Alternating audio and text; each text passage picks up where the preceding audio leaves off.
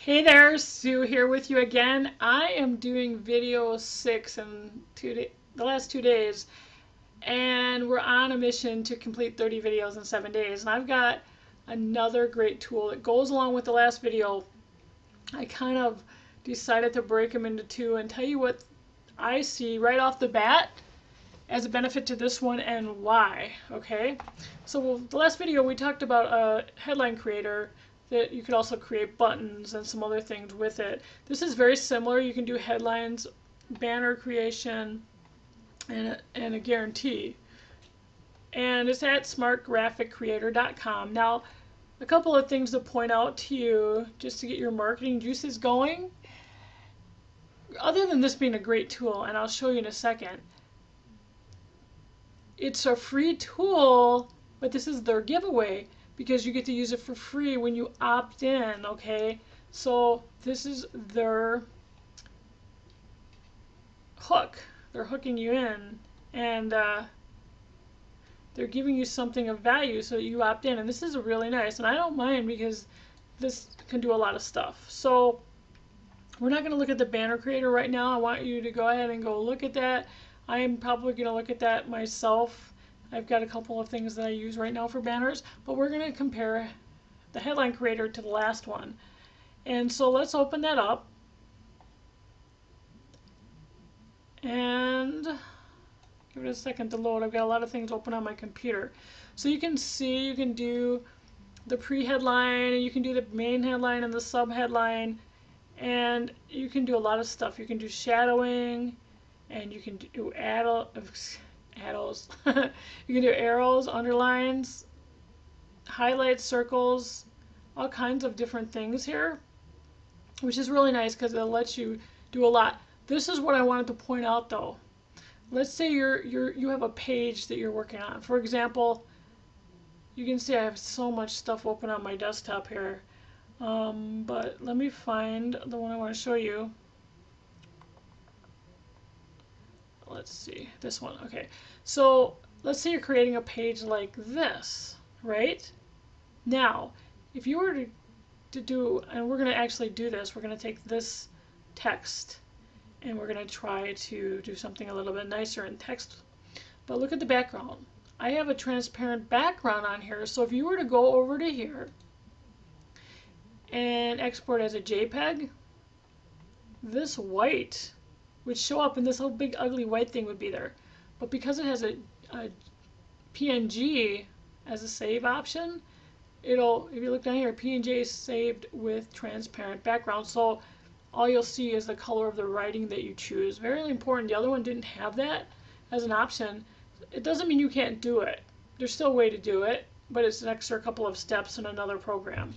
So we are going to take a look at a quick example, and I don't want this to get too long for you, but I'm just going to show you a couple things. If you don't want the pre-headline, you just, as simple as removing checks. Very, very nice.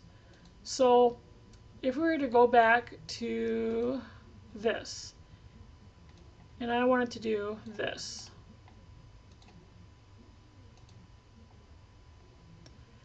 first of all, I would just erase all this. And I'm going to paste this in.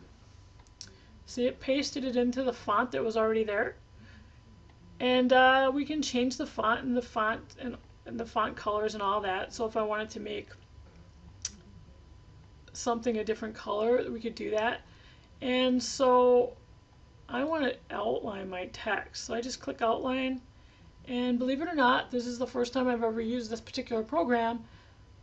But let's see how very simple it is, because it looks pretty darn simple to me. Distance 3, shadow, which direction you want the shadow to face.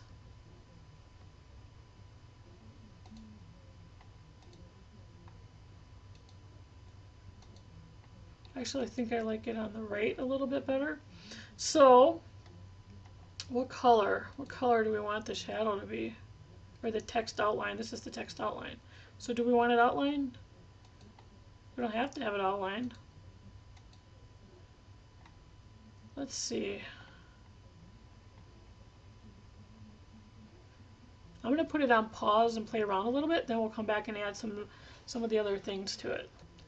So I decided to remove the outline. It just didn't look right. I changed this a little bit, and I added, you just got a little bit of a shadow. Maybe it's got a little bit of a blur. Maybe we'll just make the blur a little bit less. And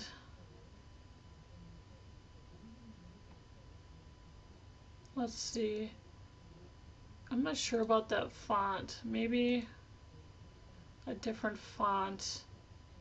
I think I like that a little bit better. You can do a pre-headline or a post-headline if you want. And then you can go over here and you could do,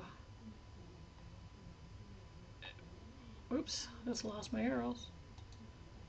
Oh, sorry about that.